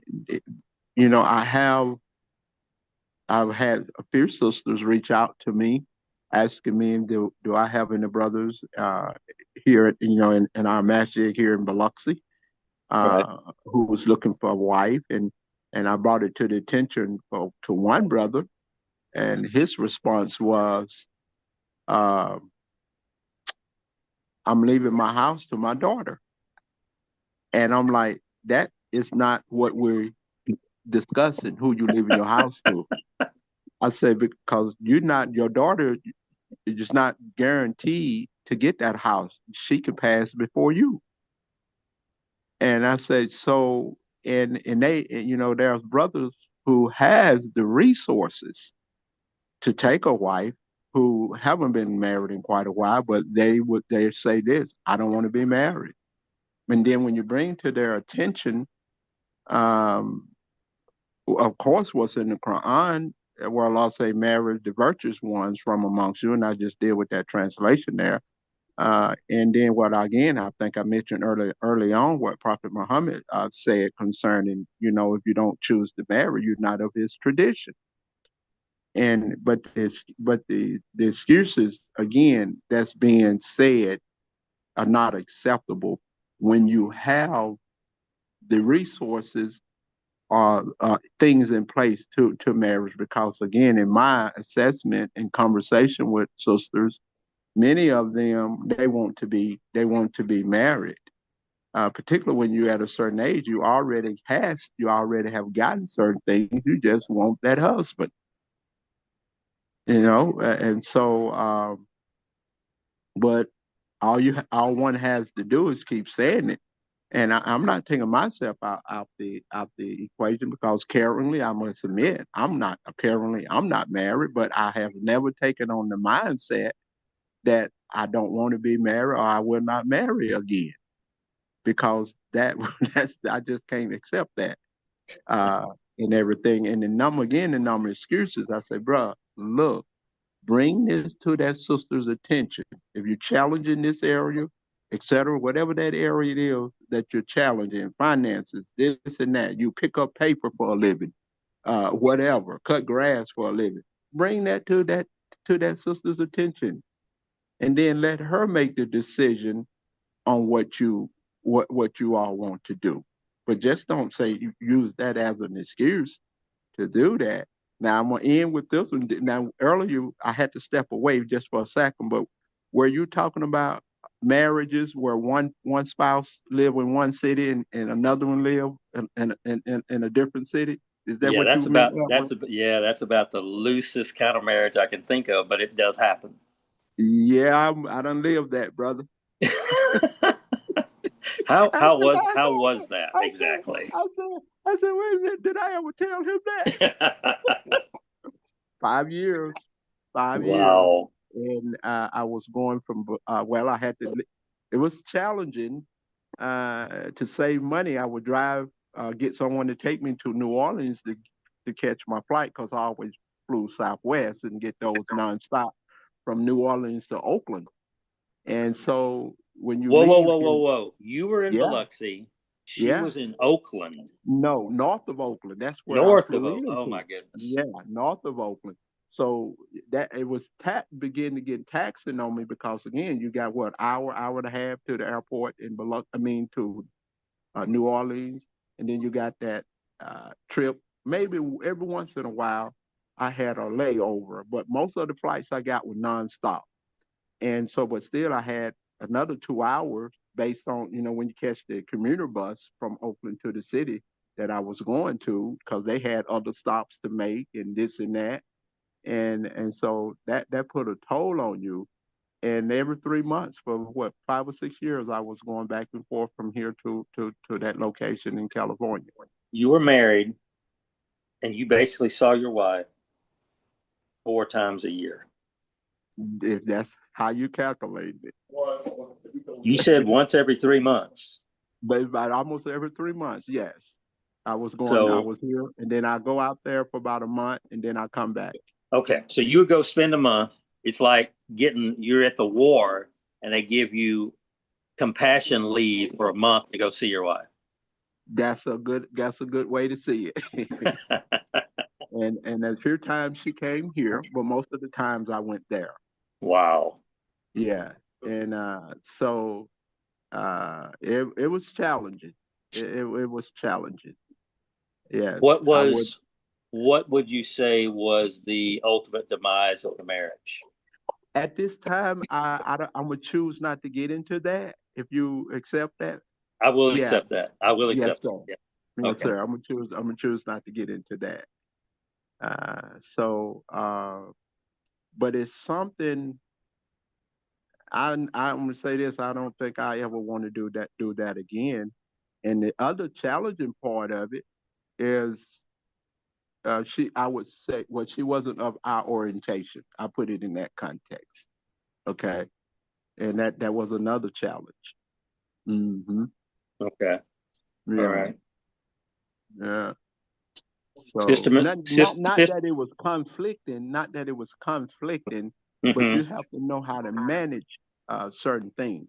Right. And because when you're raised a certain way with an understanding of Al Islam and these cultural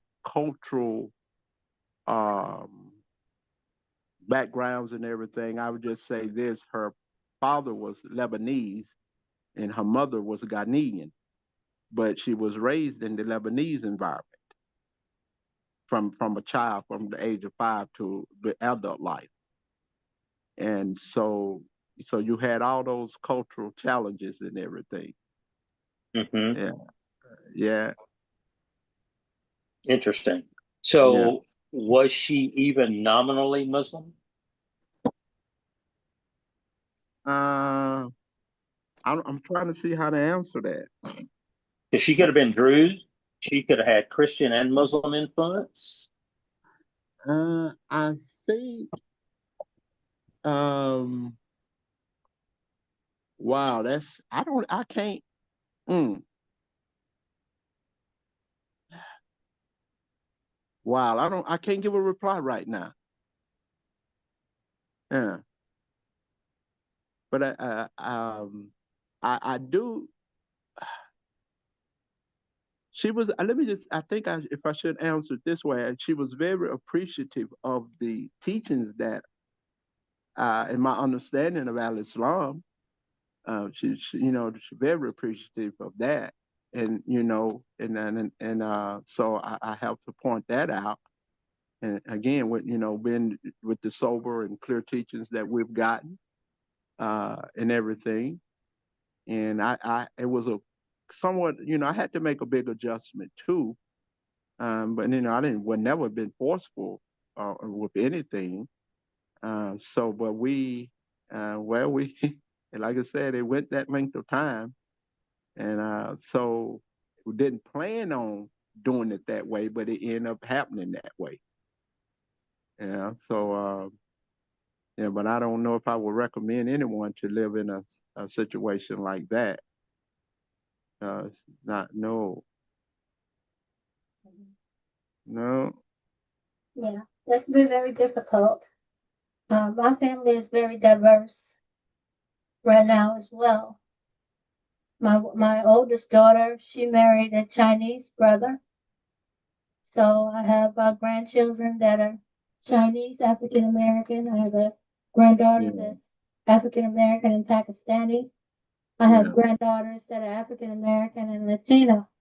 Mm, So in all of those environments, when I go in those environments, I always feel like I'm proving myself yeah, as a true human, yeah, as someone worthy of their respect.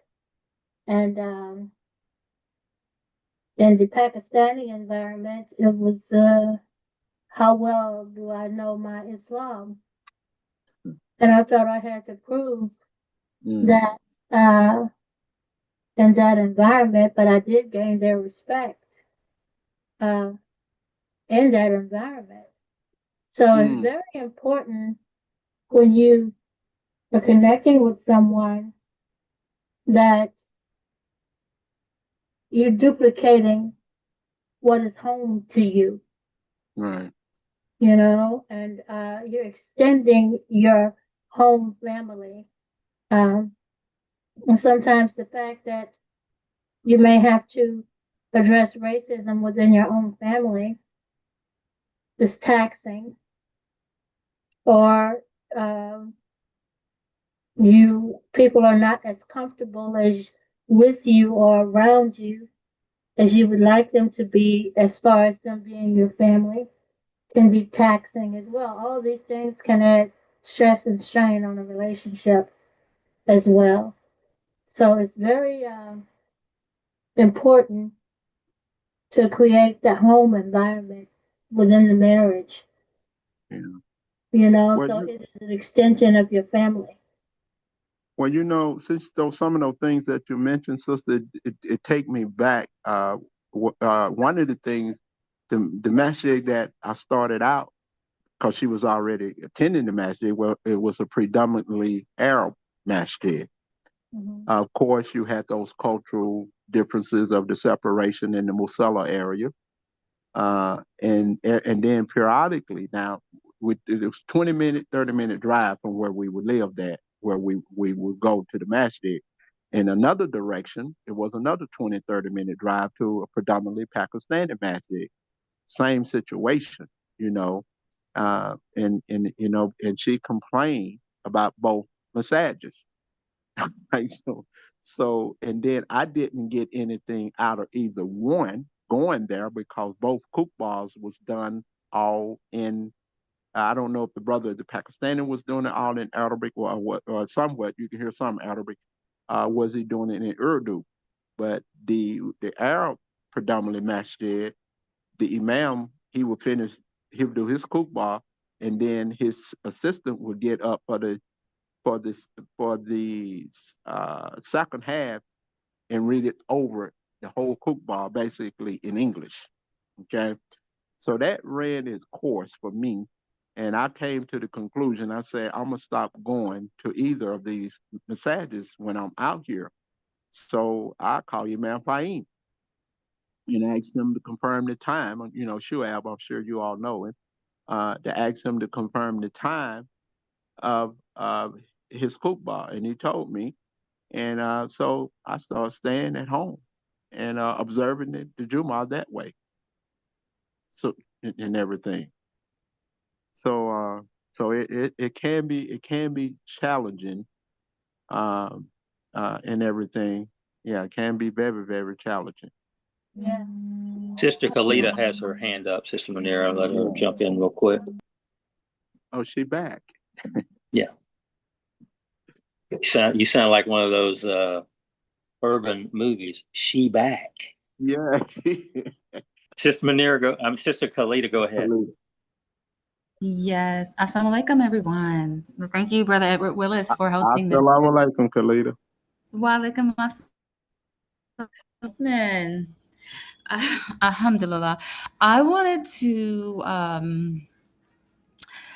Just reiterate that Prophet Muhammad, Sallallahu Alaihi Wasallam, he did have marriages that were close together. He actually married people within his family, and he had one relative that divorced a relative to be with somebody more compatible. So I know it can be a little uncomfortable. However, sometimes these marriages can work. They can work if people are respectable, if you don't have a lot of envy and jealousy, and also if you have your own personal space. But just wanted to put that out there. They are halal, and Allah does permit those. So even though it may be a little uncomfortable, anything that's worth having is worth being a little uncomfortable for if that's that right person, because it's really very difficult to find somebody who is just right for you. So don't hesitate because of that. That's what I wanted to share, because I heard something earlier which was very relevant that Brother Edward said about almost like incestual, but it's a whole lot better than what's being done or cheating behind somebody's back or marrying somebody's ex or whatever. It's a halal way of doing it. And if you're Muslim and if everybody in it is mature and are able to move forward with their life, it can be a very beautiful, beautiful thing.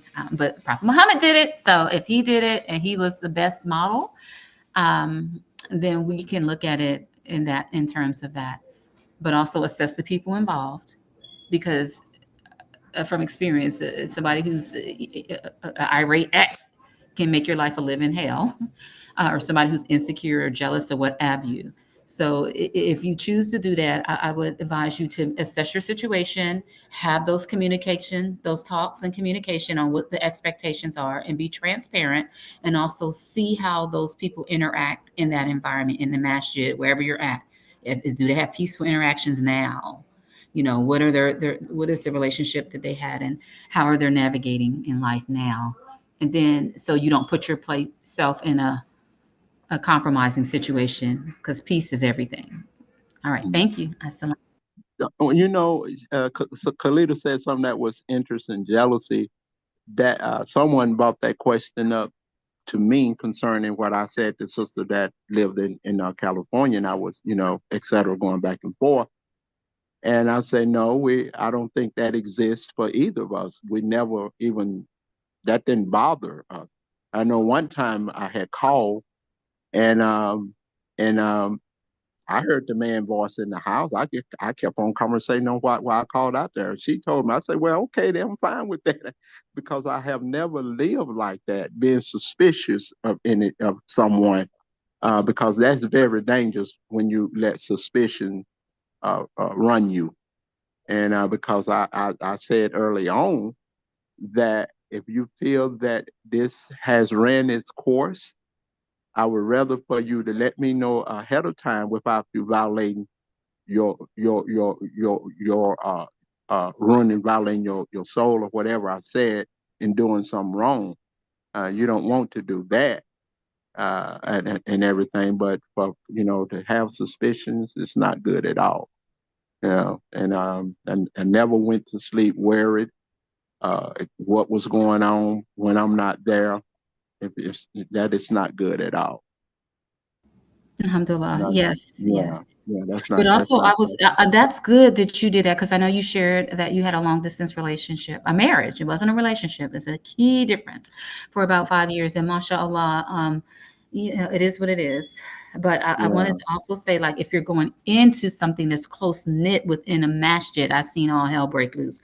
The people who act like that they didn't give a flip, they had got over the person.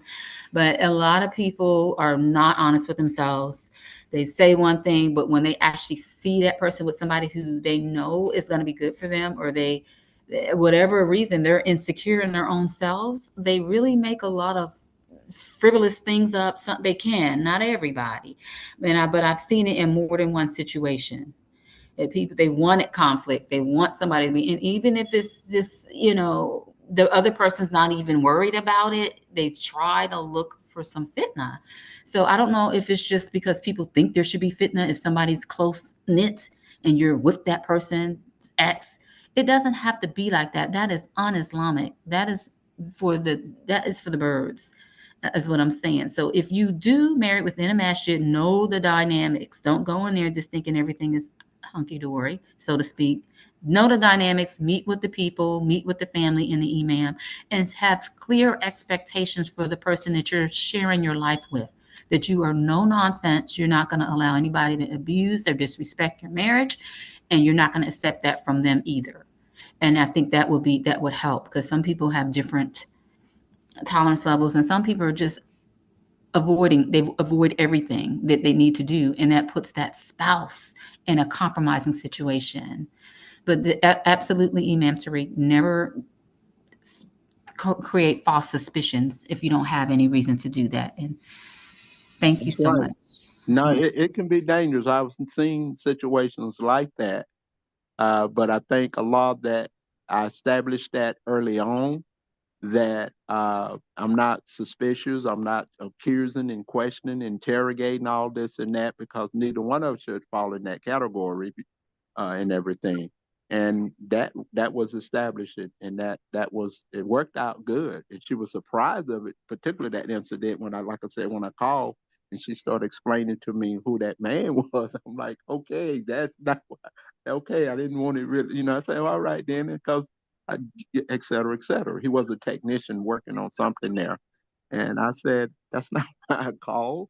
And I think she was surprised, because I've sensed that, a lot of people bring past situations with them into that new situation. And it can be psychologically. You cannot move on because you still got that last husband. You're bringing him in the house, and this is this metaphorical I'm talking about. I'm not talking about physically. Or that last wife, you're bringing them into your home, in your mind, and things like that. You have to leave that where you left it at, and not bring it into your new situation, and because that could be very dangerous, making unnecessary comparisons and things like that. Absolutely. Especially when Yeah. there's children, when there's small children that come over bi-weekly, it's a whole lot of dynamic. So it's hard to just Yeah. leave that person out if you got to meet and pick up your Yeah. children.